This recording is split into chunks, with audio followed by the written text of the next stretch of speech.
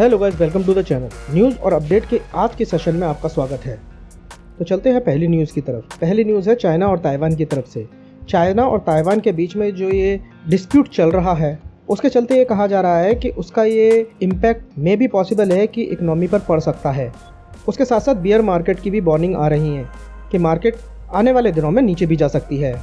सिर्फ क्रिप्टो की बात नहीं है, वर्ल्ड के जितने भी मार्केट हैं, चाहे वो शेयर मार्केट हो, चाहे वो फॉरेक्स मार्केट हो, सब में सभी तरह की मार्केटों के लिए एक एडवाइजरी, एक तरह से एक्सपर्ट्स द्वारा ये अंदेशा जताया जा रहा है कि सभी तरह की मार्केटों में बेरिश ट्रेंड देखने को मिल सकता है।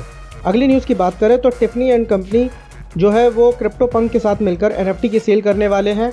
इस NFT सेल में उन्होंने अपने पेंडेंट को रखा था जिसकी मार्केट में बहुत हाइप बनी और वो सेल हिट हो गई है। और इस सेल से उन्होंने करीब $12.5 मिलियन इथेरियम में इस सेल से इकट्ठे किए हैं। तो एक तरह से ये बहुत अच्छा है मार्केट के लिए कि NFT का क्रेज़ लोगों में अभी भी बना हुआ है।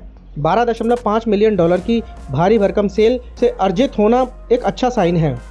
अगली न्यूज़ जो है वो कजाकिस्तान से है कि कजाकिस्तान पुलिस ने कुछ ऐसे गिरोह का पर्दाफाश किया है, कुछ लोगों को गिरफ्तार किया है जो वहाँ के IT स्पेशलिस्ट हैं, जो एक्सपर्ट्स हैं कंप्यूटर नॉलेज में। उनको कह रहे थे कि वो क्रिप्टो फार्म रन करें और माइनिंग करें। इसके एवज में जो अर्निंग हो रही थी वो उनसे वो वसूल रहे थे। एक अनुमान के मुताबिक ये जो गैंग है इन क्रिप्टो फॉर्म से करीब $500 मिलियन हर महीने की जनरेट कर रहे थे। तत्पश्चात पुलिस ने उन्हें धर दबोचा है। अगली न्यूज़ है नेपाल की तरफ से कि कहा जा रहा है कि नेपाल भी अपनी CBDC निकालने की तैयारी में है, जिसके लिए उन्होंने अपने जो ज़रूरी दस्तावेज हैं, जो ज़रूरी ड्राफ्ट है, जो ज़रूरी रेगुलेशंस के लिए कानून पारित करने के लिए जो अमेंडमेंट है उनको लाने की सिफारिश की है, सो दैट कि उनका जो सेंट्रल बैंक है, नेपाल का जो सेंट्रल बैंक है, वो वहाँ पर अपनी खुद की डिजिटल करेंसी इशू कर पाए। और इसी को देखते हुए वहाँ की गवर्नमेंट और सेंट्रल बैंक CBDC यानी डिजिटल करेंसी को लाने की तैयारी में जुट गए हैं।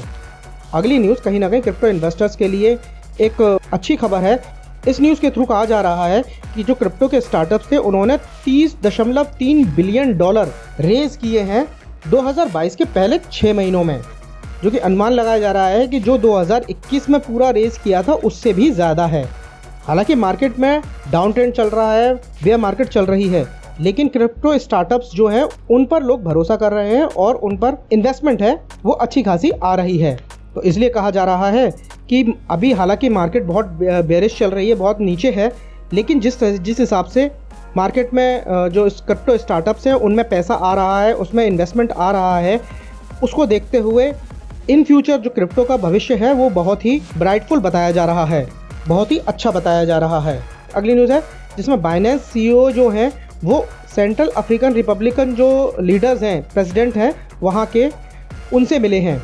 वहाँ के प्रेसिडेंट के द्वारा ये कहा गया है कि जो बाइनेंस के CEO हैं उनके द्वारा जो मीटिंग हुई है वो बहुत ही अच्छी है, बहुत ही रिमार्केबल मोमेंट उन्होंने कंसिडर किया है इस मीटिंग को। और उन्होंने कहा है कि बाइनेंस के साथ मिलकर वो इस क्षेत्र में क्रिप्टो के प्रचार प्रसार, क्रिप्टो के अडॉप्शन, एजुकेशन के ऊपर और इन्वेस्टमेंट के ऊपर जोर दिया जाएगा, उसके लिए काम किया जाएगा।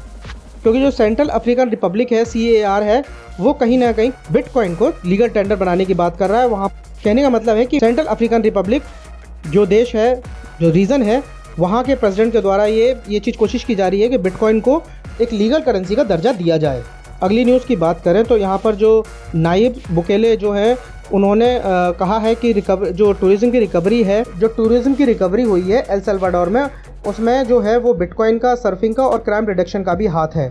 और यहाँ पर वो मानते हैं कि बिटकॉइन ने भी बहुत ही हेल्प की है वहाँ की जो इकनॉमी है उसको रिकवर करने में। वहाँ की जो टूरिज़्म रिकवरी है, टूरिज़्म फाइनेंस की जो रिकवरी है, वो कहीं ना कहीं बिटकॉइन के थ्रू ज़्यादा आसानी से, ज़्यादा इजी तरीके से हुई। क्योंकि जो लोग वहाँ पर गए हैं, घूमने के लिए गए, एज अ टूरिस्ट पर्पस गए, उन लोगों ने वहाँ पर as a payment method bitcoin को बहुत अच्छी मात्रा में, बहुत अच्छे क्वांटिटी में यूज़ किया है। क्योंकि वहाँ पर जो बिटकॉइन है वो ईजीली तरीके से ट्रेडिंग में एज अ ट्रेडिंग यूज़ किया जा रहा है। तो इस तरह से बिटकॉइन ने वहाँ की जो टूरिस्ट इंडस्ट्री है उसको रिकवर करने में हेल्प की है।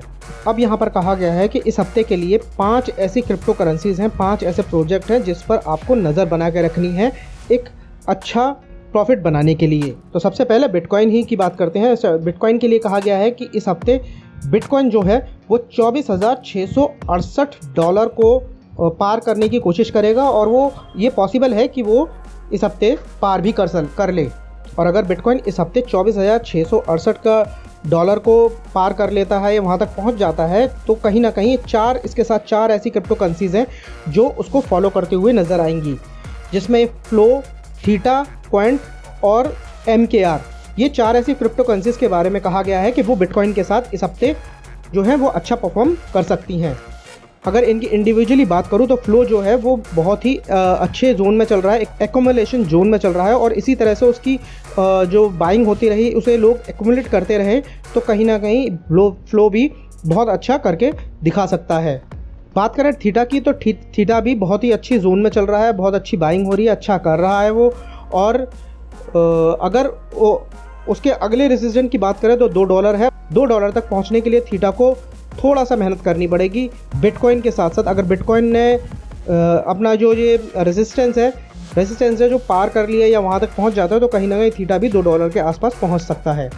बात करें क्वांट के बारे में हम कल के भी न्यूज़ एंड अपडेट में आपको हम बताया था हमने कि क्वांट का जो है वो कप एंड हैंडल जो फॉर्मेट है चार्ट पर वो बन रहा है और ये एक बुलिश ट्रेंड होता है, बुलिश फॉर्मेट होता है।